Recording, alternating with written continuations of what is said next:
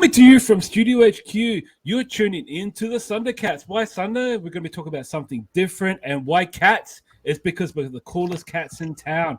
I am Dodgy in the mix, mixing it up with Rabbit Paul Gomez. What's happening? What's going on, everybody? I hope you're here and ready to hear about some great comics.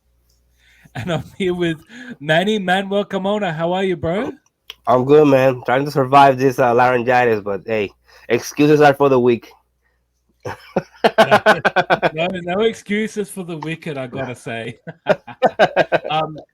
And in today's episode, before we jump into our amazing publisher, let's talk about our amazing sponsors. Are you an aspiring comic creator that don't have the tools? Look no further than Themond Comic Creations. There are sessions for different ages and levels of experience. If the location is an issue, that is not an issue, as classes can be held digitally via Zoom. Jump on to themondcomiccreations.com. And also October 1st, what is it, Manny? Buy Indie Comics Day.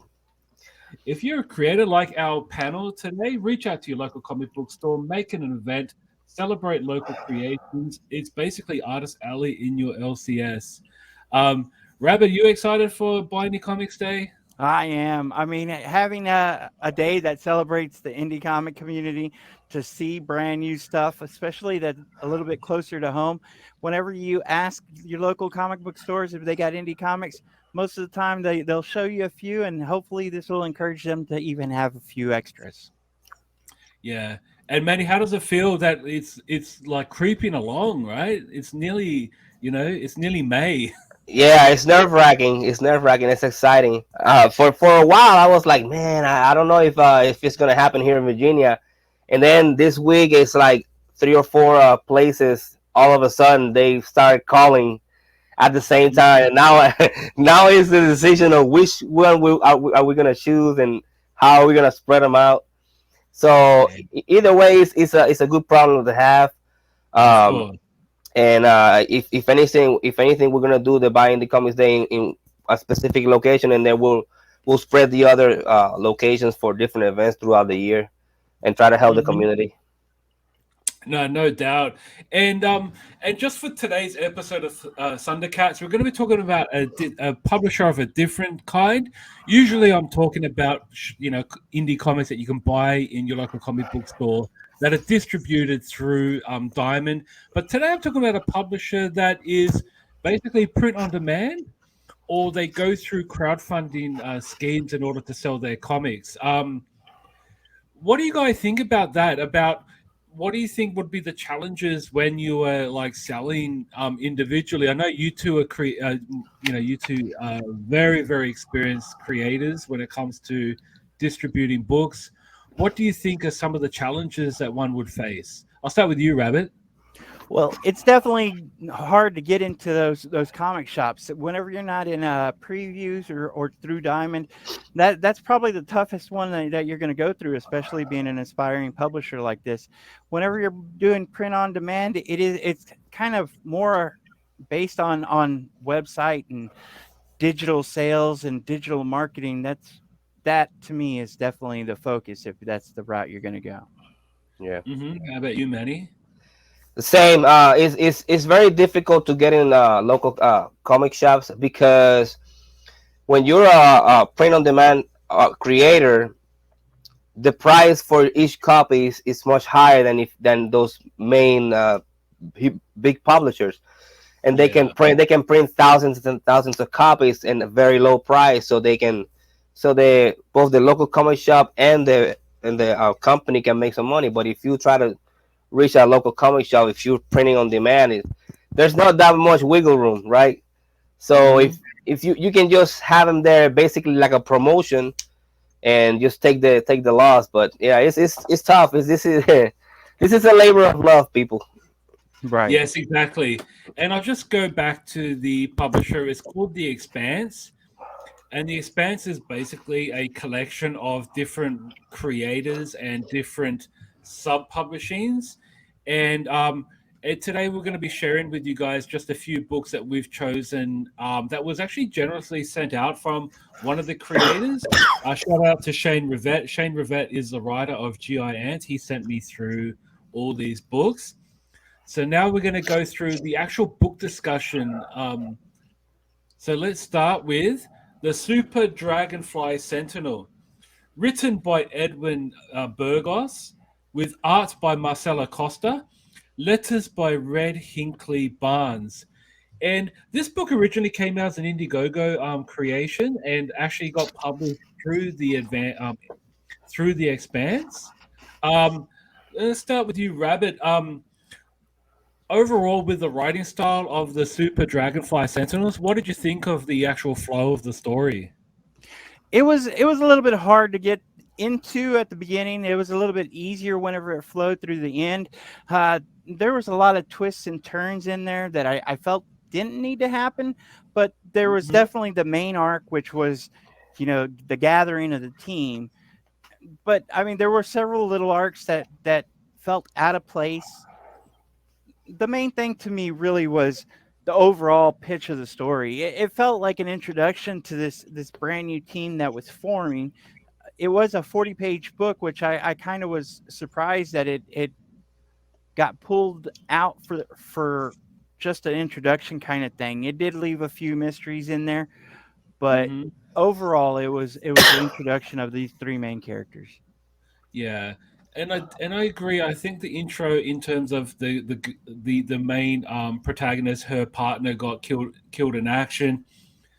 Like I like that. I kind of wish though that it was maybe in a different contrast of colors to make it look like a flashback scene. How about you, Manny? What did you think of the overall art style in the Super Dragonfly Sentinels?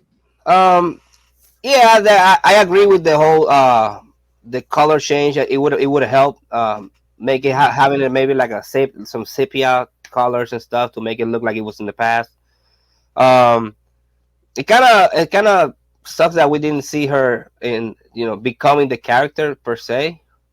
Um, and I do like the cover, the character designs for the main characters. They remind me of like those '90s action figures that I used to love, Mask and yeah, all those action figures that I used to love so much.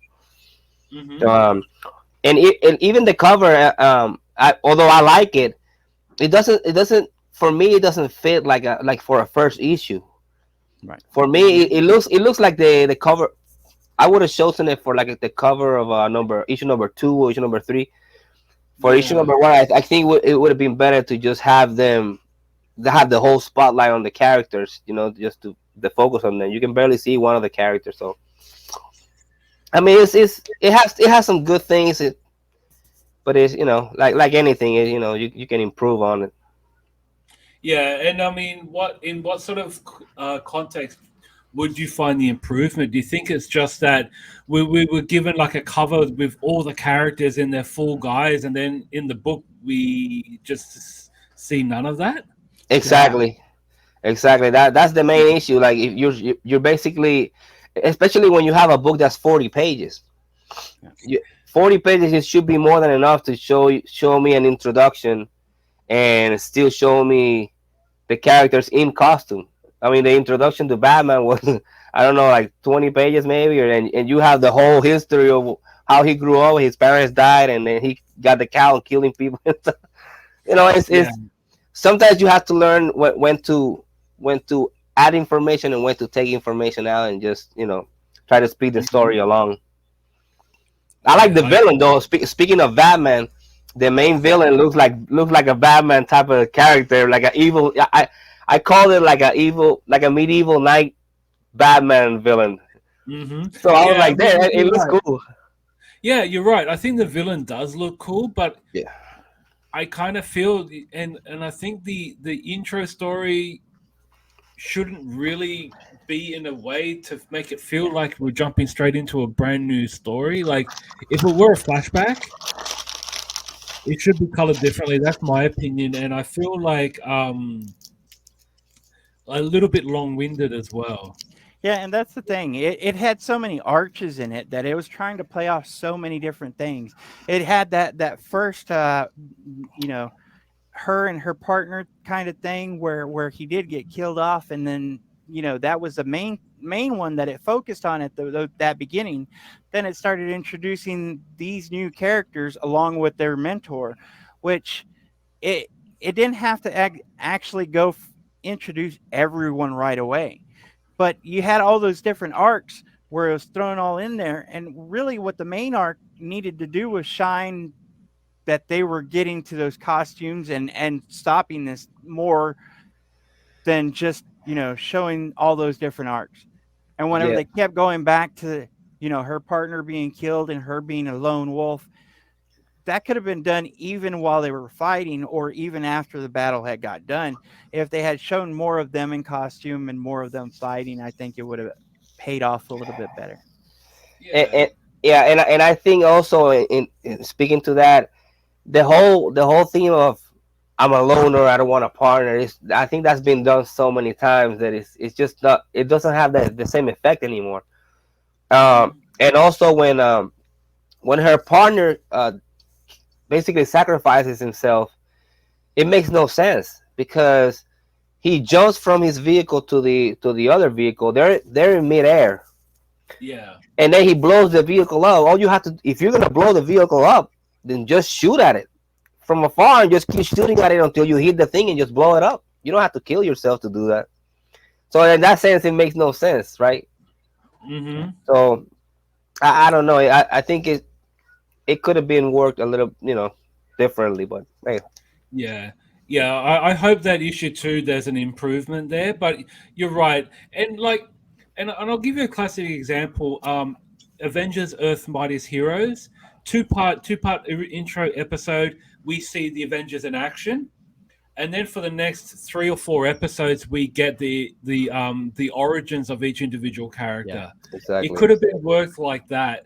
Maybe have issue 2 have a bit of a reflection on one of the characters' flashbacks and why they are who they are. I think they flow with the story. I think if you like Voltron or kind of like the Power Rangers kind of thing, you'll probably like this book. And whenever we talk about the villain being like that bad, cool kind of character, but it really doesn't do much, that reminds me of the Power Rangers where they had the evil character just there on the sidelines, never really doing anything, sending their minions in to fight the heroes. But at the same time, I see what you're saying. But at the same time, if you pick up a Power Ranger comic book, you'll see the Power Rangers throughout the comic book. Right. Maybe you'll get the Megazord, maybe not, but you still see the Power Rangers. The problem here is that we never got the main characters in full costume. So yeah, you're buying the comic thinking, damn, I'm gonna see this awesome because the character designs there are really cool. Yeah, they are. The ones in the cover. So you're like, damn, that looks. When I first saw it, I was like, oh, damn, that looks really cool. Yeah. But when I kept reading it, you read 40 pages and they're not in the damn comic. You're like, what the hell? So it's kind of frustrating. So I guess if you pick it up thinking you'll get that, then you'll be disappointed. At that point, you might as well just get the graphic novel or something. Yeah, that's true, because I think it would be better as a trade because then you get to read everything in one sitting. But if this were an individual floppy, but in argument though, 40 pages, my goodness. That is a trade paperback, basically. Yeah, it is a trade, yeah. Yeah. Yeah, it's tough. Okay, so moving on, we'll move on to there's the Batman. Yeah, but you can see like there are some amazing amazing images here in the book. Okay, so moving on, looking at GI Ant by Shane Rivet. This is a gentleman that sent me through the all the books here from Expanse. Manny, what did you think of the art style in GI Ant? The art style seems very 90s. Very 90s Ultraverse or 90s even early Image too. The main character, which is basically obviously is like from an ant. He looks a lot like almost like Deadpool. If you look at him, he's red and black with the all face covered up with the big gun. But at the same time, he's basically like a Spider-Man type of character. He has super strength. He can crawl on walls. He has radar senses. He has a whole bunch of powers. Um, the artwork is hit and miss sometimes. But it's it works for the type of story that it is. Um, but at least we get to see him in action. It's a it's a free fall from the moment he gets out of that containment where they have him. Mm-hmm. Yeah, yeah, you're right. It is very much macho fighting from the very beginning. So yeah, so just to give you an idea, so the character's name, his name is Special Agent Digger. He's trying to piece together why he is who he is. He came out of the containment. He has no memory. He's just trying to collect his thoughts, but at the same time, he's just beating the shit out of the soldiers, like actually tearing them apart. And to be honest with you, I kind of felt the art was you're right, very hit and miss. I think everyone is built like they came out of the Mr. Universe pageant, Yeah, like no one is of like an average size. And I just think there's like a lack of realism there. Like not everyone has 2% body fat and not everyone can look like definite me. muscles. Yes, exactly. Not everyone looks like you, Manny. But yeah, no, it is. Yeah, like it'll be interesting to see how the story goes. But what do you think, Rabbit? What did you think of the images we've shown you so far? It looks pretty good. It looks like it's a more of a violent kind of pass through where he's attacking these creatures kind of thing. But I mean, it looks interesting that he's fighting this so much.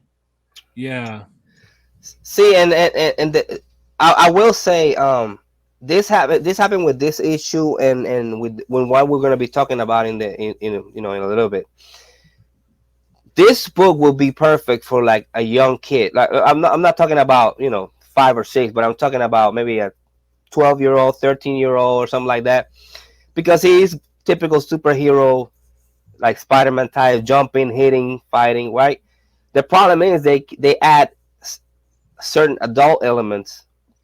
Maybe the language, maybe just too much gore at times. Yeah. And at that point, you limit your market share basically. You're from a book that could be like Spider-Man that anybody can pick up. Now you're aiming at a certain demographic, and I think the artwork, it doesn't quite match up with what I'm saying, like with the market that you're trying to reach.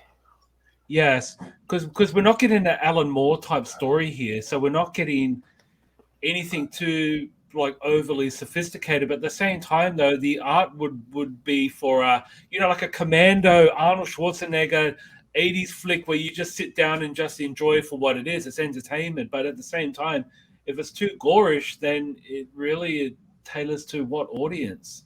It has to be full adults, 21 and up, and for the most part 21 and up, they're not reading nowadays. They're not reading books like this. They're probably reading, like you say, Alan Moore, The Dark Knight, books like, even if you're reading Spawn, which I am, it's a certain a different level. You know what I'm saying, like the story, the themes and stuff like that. It's a whole different thing.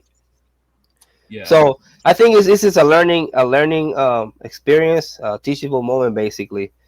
Like you have something and you have to look at it and what audience am I trying to reach here?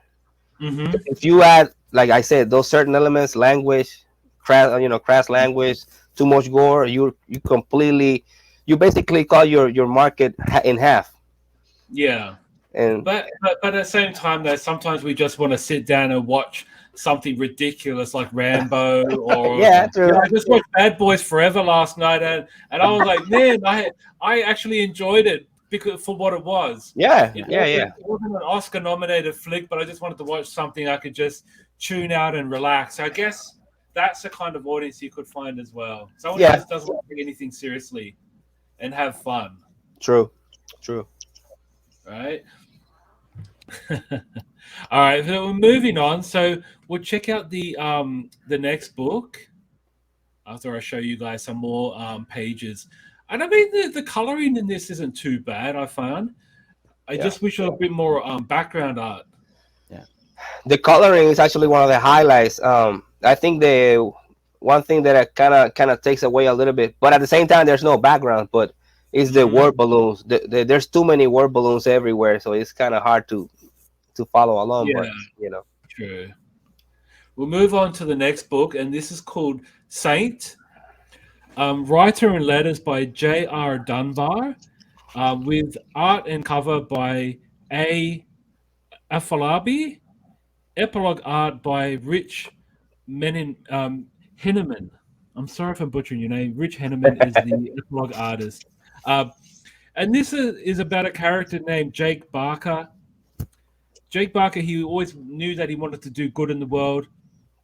He plunged himself into the world of crime fighting, and then he gets consumed by a special being that turns him into the Saint. Hmm. Manny, I'd love to know what you thought about the art in this book. man, see the story. Is rare for me to like the story more than the artwork, and to be honest, in this case, I like the story more than the artwork. Um, Hmm. I don't think the artwork fit the story. You know, the story wants to be. You know, it's a crime. It's a vigilante. He, like you say, he throws himself into wanting to be a help to the community and become a vigilante, becoming the saint. So I think it for a story like this, it required a more serious artwork, a more realistic style of artwork. And I Hmm. think the artist, maybe he's trying to reach that level, but I don't think he's there yet. So it Hmm. it kind of looks clunky for me. It kept taking me out of the story. I kept following the balloons and the word balloons and the story, and I kind of got into it, but then the artwork kept taking me out. So I don't know. It, Hmm. it didn't work for me. Yeah, and I feel like there are some things missing. Like we talk about background art, like you can see the sky, and there are no contrast of colors, Yeah. except for what it looks like is just a digital print of background in the sky. Maybe if you had some clouds or something to give the colorist some shading. I find Yeah. that was lacking a lot. Rebel, what do you think of the lettering and the pacing of this story? And it looks like the word balloons are utilized in a different way than most are. There's a lot of rules and stuff whenever it comes to stories, whenever you're using word balloons and how it fits and where they're angled at. And that's one of the Mhm. things that they needed to look into this. But I agree with you, especially the background. You see these two panels right here, and there's just completely white on the back. Yeah. Sometimes you could just add in a wall or pictures or stuff from a room, and it just makes the story pop a little bit more. But whenever Yeah. you don't do that, it does kind of take away from the attention that you really need to stay focused into that story. See, Yeah. and I'm sorry, Dodgy. There are artists that can pull the no background thing. Yeah, Very very few. yeah, But for Very. example, George Perez, he put so Mhm. much detail in the figures that he drew that sometimes he didn't draw a background, yeah. because if Yes. he did the background, it would have been a mess. When you put the Mhm. balloons plus, there's so much detail that you wouldn't be able to identify. It'll become a mess. But at the same Mhm. time, but when you have only two figures and there's not that much detail, and then you have a white background, it looks like it's rushed. It looks rushed. Yeah. And then you look at this panel here, it's like extremely detailed. Yeah. and, You and know what see, I mean? Like, if the whole book would have been like that, that would have worked much better. But that's yeah, like, that's the best panel probably in the whole book. yeah, because I mean, even look at the lighting from the motorcycle Yeah. headlights. I mean, it looks amazing. Yeah. Yeah. So I mean, yeah, like it's crazy how different the art comes across. And then we look at and this panel here isn't too bad either. It's kind of like telling the entire story in 9 panels, and I think that works well because the color. See, you got the orange. It makes it a lot more pleasant to the eyes than seeing a plain white. Yeah. Yeah. Would See, you and agree, man? this type of artwork, um, it looks much better like that in that type of grit. It reminds me Yeah. of Watchmen. I was gonna Y- say watch. Yeah. Yeah, they did a lot of 9 panel grids, and Alan Moore did that on purpose. Um, Yeah. it just tells a story in a very precise manner, like he wants to tell the story. So Yeah. if I guess you have to understand who you're. That's why it's so important to know who you're working with. Yeah. If you're gonna work with an artist, that's why you cannot work with every artist, or you cannot work with every writer. If you have to know his strength, each creator's strengths and weaknesses. If you know that if he draws too big, he starts getting in trouble, then reduce the panels. Reduce, make it a grid panel, and that'll work better for the story and better for the artwork. But I guess when you hire random people and try to just get the story, it gets tricky. Yeah. And then we get another panel like this, which is very action packed, and Yeah. it's kind of like, yeah, like there are some panels that really wow you, and the other panels that just, I mean, they get the story across, and that's the thing. Like I don't mind when the art is not 100% to my taste, but the story can be told still. And Right. you get this with the book. You still get a decent story, but I kind of wish that the art was more on par, and like if the artist can't draw a car, maybe don't get them to draw a car. Right. Right. You agree? Yep. Yeah. There are certain artists that cannot draw certain things. Yes. I know people always bring Rob Liefeld to the thing, but besides Rob Liefeld, there are artists that don't know how to draw cars or horses, for example. Horses is one of the hardest things to draw. Um, so that's why you have to know who you're working with. You And know. Exactly. whenever you're putting it together a team and you have that story in mind, you have to figure out where the strengths and weaknesses of that talent should come across. Yep. Whether it is the penciling, whether it is the storytelling of the paneling, whether it is the inks, and even heavy or dark inks really pull a story together sometimes. And then even the vibrant colors. So it's like you got to figure all that out and Hmm. understand the story that you're telling doesn't get overshadowed or lose something Right. by the art. I agree. Yeah. Yeah. And I mean, it is an interesting story. Like I do feel like that it is carrying something there. I think you're right, Manny. I think the art is probably the single point where improvement is required. And I think if this story was re-illustrated, I think it would be amazing. Yeah. Yeah. And like Paul was saying about the lettering, there's things that you just don't do, like having a word balloon touching the edge of the panel. Oh God, that's a no no. Or having the balloon too close to the words. Basically, there's Oh like yeah, Yeah, you have to give it enough space so that it actually looks like a balloon. It's just little details that little makes details. makes a big difference. Yeah. yeah, definitely, definitely. All right, so we're moving on to the next story now, and this story is called Zero Medal.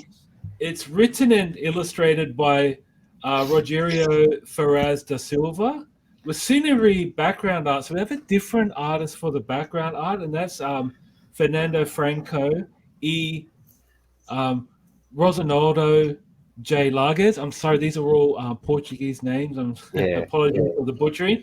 And the English revision is by Aelita uh, Kuzmerkovsky. So this is an English translator for this book. And by first glance, you kind of see this as being a hybrid Calvin and Hobbes slash, Garfield. I mean, whatever you want to call it, but put that sort of cartoon cartoonistic type of character into like a mainstream book. Um, Manny, I'd just love to hear your thoughts on the art style of this book. Excuse me. The artwork in this book is absolutely works for what they're trying to do. It's a cartoony book. It reminds me of Sonic the Hedgehog, actually, Oh or, yeah, or, yeah, or Knuckles. Mm-hmm. So it works. It's a cartoony style. Not everything has to be super realistic. Mm-hmm. And it's basically their transmutations from humans and animals, basically. Um, and I think the artwork's pretty good. I think this is the best artwork from all four books that we've read. This is by far the best artwork. Um, Yeah. and the main problem I have with this story is my pet peeve is again you're taking a book that could be for such a wide audience like Sonic the Hedgehog, for example, and then you're adding adult language and adult violence and stuff like that, and just I don't understand who they're trying to make this book for.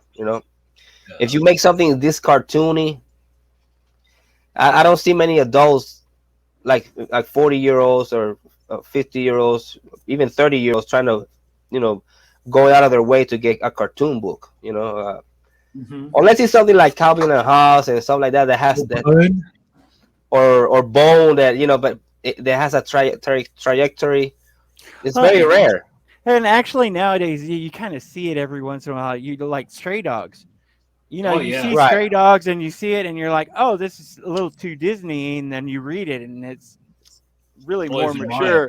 But I mean, I agree with you. The art looks great on this. The background, the characters, and it does give you that kid kind of feel. So seeing it right away from the beginning, it's like, oh, this is something I'd want to be picking up for my kids. Yeah.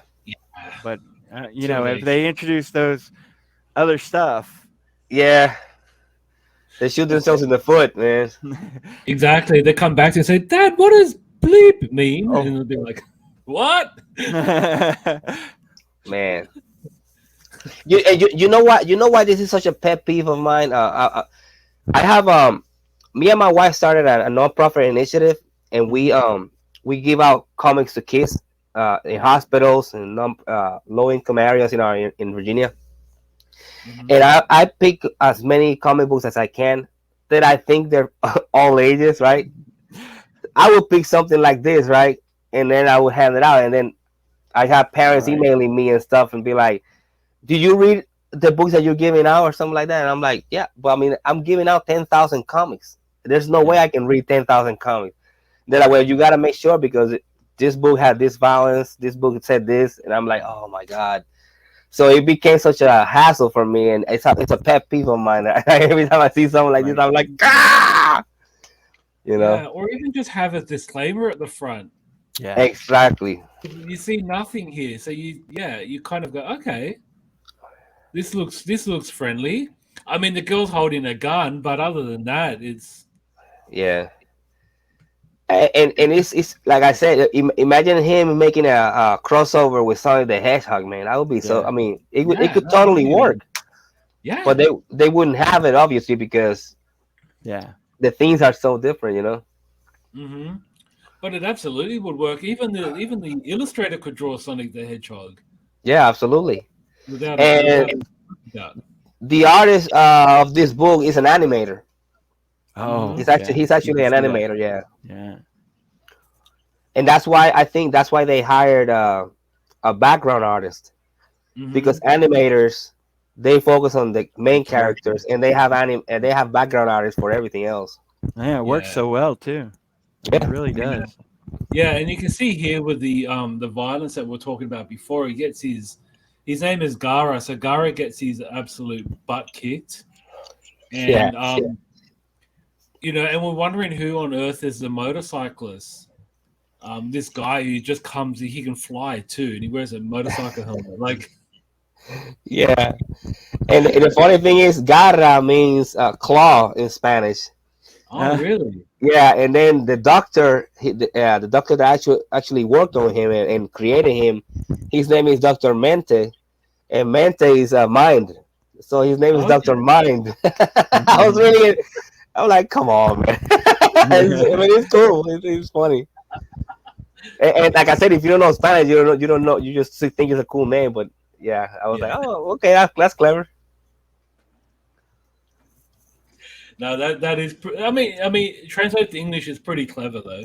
Um, and then we have Pandora, who's obviously the police officer, and she's yeah. I don't know. Like, what do you think of the relationship between her and Gara, Manny? Man, it kind of it seemed there's a certain point where it kind of got awkward because Yeah. because Gara is looking at her and he's like, oh, she's so beautiful, Mm, and like he's falling in love with her, and you're like, okay, this is weird because he's a cat, a tiger, yeah. but then I caught myself and I was like, oh wait, he's half human and half Mm, tiger, so I guess his human mhm. instincts are kicking in. But at the same time, when you're looking at it, it still looks weird. It still looks, Yeah.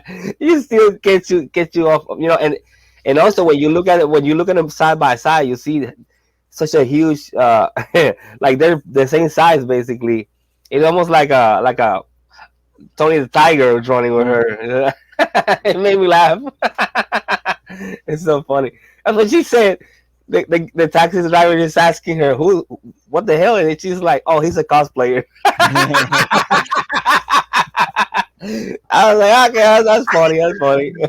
Yeah, and it's true because there's so many cosplayers about. Like people can just get dressed up as anything and run in taxis, and the taxi Yeah. driver. Can you imagine a taxi driver in New York Comic Con, seeing Yeah. all these people, and you're like, the hell are these kids doing? Or the people walking around in the train stations carrying machine guns and Yeah. Man, yeah, yeah, that's true. That's true. yeah. There was one guy in Sydney. He actually got arrested because his machine gun didn't have the orange tip on it. Oh yeah. You gotta be careful with that. Yeah. Yeah, he was arrested and actually got locked up Man. on his way to a convention. But that's why, yeah. So I do love the homage to the community, to the overall comic book fandom, because Yeah. cosplay is such a major part of it now. Yeah. Absolutely massive. But in terms of the book overall, Rabbit, what are your overall thoughts?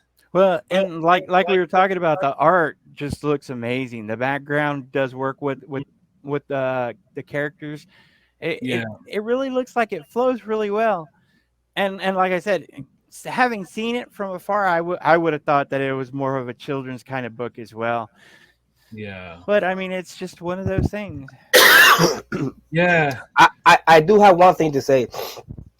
That splash page you show where Garra is like full body uh, illustration, that should have been the cover yeah. instead of Same. that other image where he's actually like he looks like he's floating in air and she's her half of her legs are cut off. That Yeah, other one true. should have been the cover, and then even if you want to put Doctor Mente in the back or something, that would have been cool too. But I mean, look Yeah, at that. Yeah. That's probably the best yeah, illustration in the whole book. yeah. True. And because if you do look at this cover, she looks massively tall compared to him. But when we see in that other page when they're running to the taxi, she's only fractionally taller than him. Yeah, like 1 or 2 inches. Yeah, Yeah, probably like 1 or 2 inches. But here's she's a whole foot. yeah. No, it is. She's way bigger. No, but I And think this is more of a cover. Like they try to put everyone in different.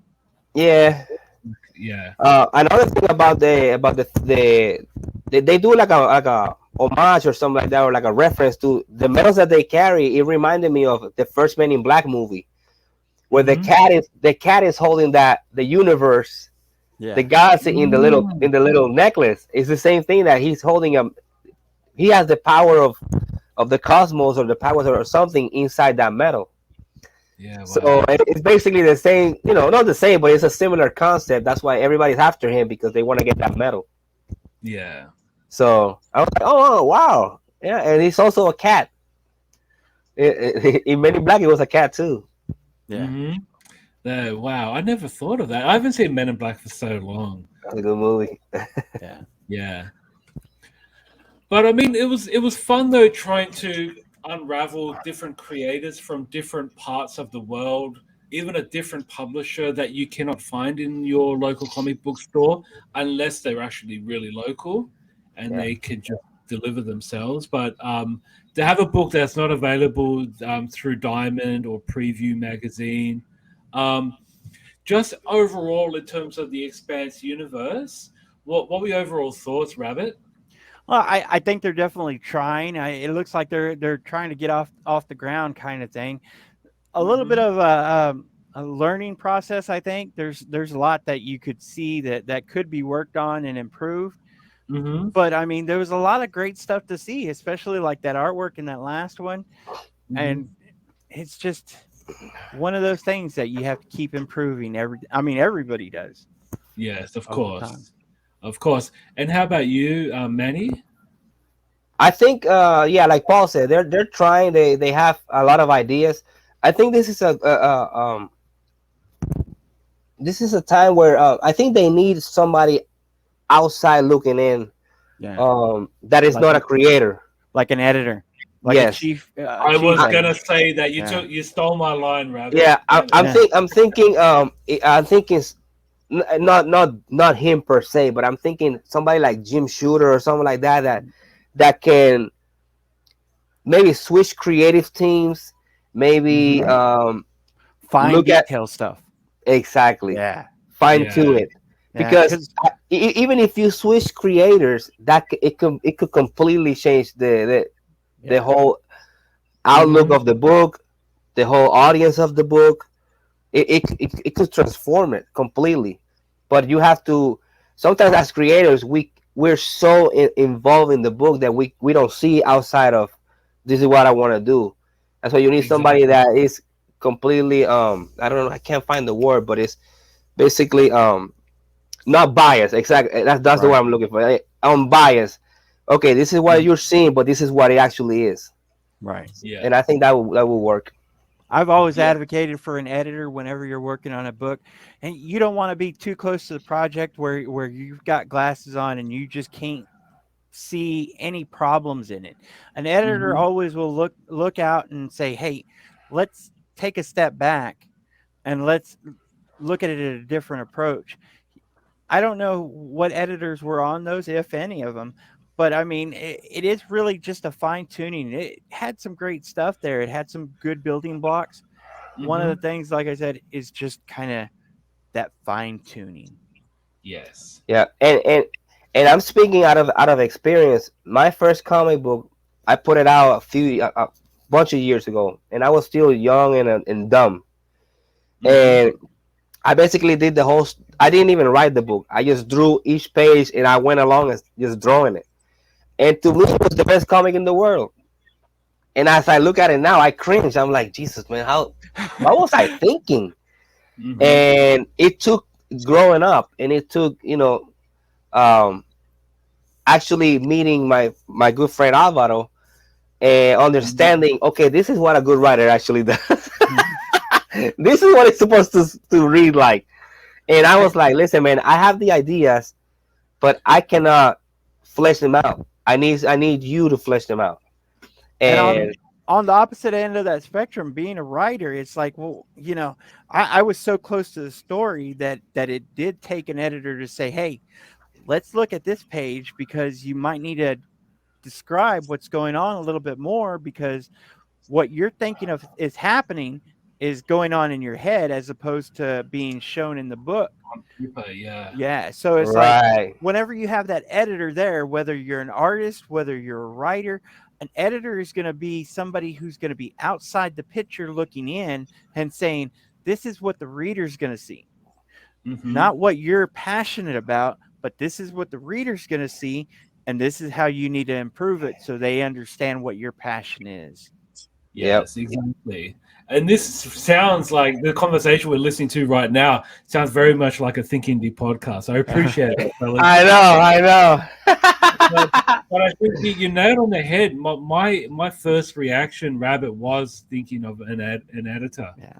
And I really can't harp on any more than what you guys have said. So I think we really nailed it. Having someone from the outside looking in is intricate because one, even just the flaws that we mentioned, we could do things to make it more, more tantalizing, um, more pleasant for the eyes, easier to read, easier to follow, and maybe just say, you know what?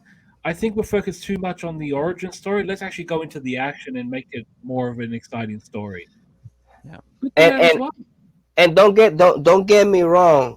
It's not just about this publisher because a few Yeah. weeks ago we talked about Continuity Comics, and that's Neil Adams, Yeah. and that's And like top great creators, and they suffer from the same thing where they got so enthralled in the story and there was nobody overlooking this. Like you can be like navigating the ship, but somebody has to be looking where you're going, or you're gonna hit an iceberg.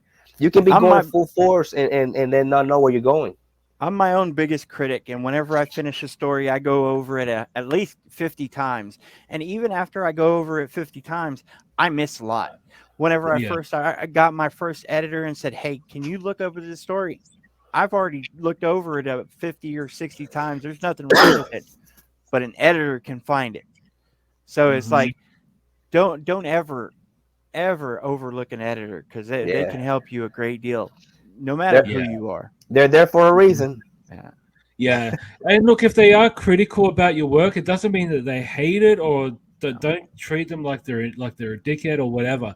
It's because they want to make you better. Their intention is that to make the story better. So you kind of have to put your ego on the shelf a little bit and just listen to the guidance. Yeah. That's very important. It's yeah. You have to shake your ego because Yeah. I've even talked to people, and when you read their bio, their Facebook bio or something like that, they're like mangaka and all this stuff, like they're manga professional artists, and when you see their work, you're like, dude, you're not a professional manga artist. But you try to break it down to them, like, listen, you gotta do this different, you gotta do this. But if you don't have your ego in check, you can take it at you're just hating on me. You're just no, Oh, take what I'm saying and apply it.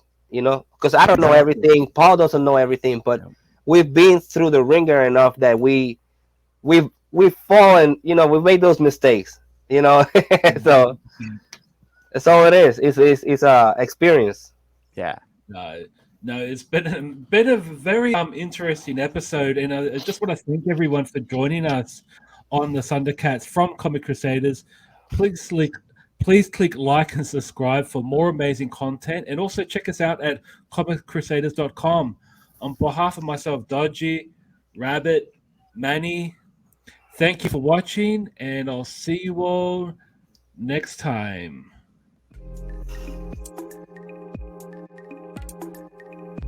Thank you. We hope you've enjoyed this Comic Crusaders production.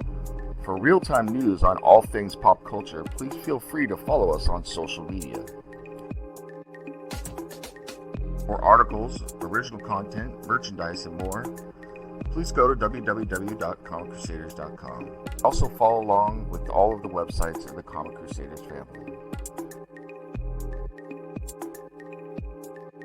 As always, if you like this content, please click like and subscribe to the Comic Crusaders YouTube channel.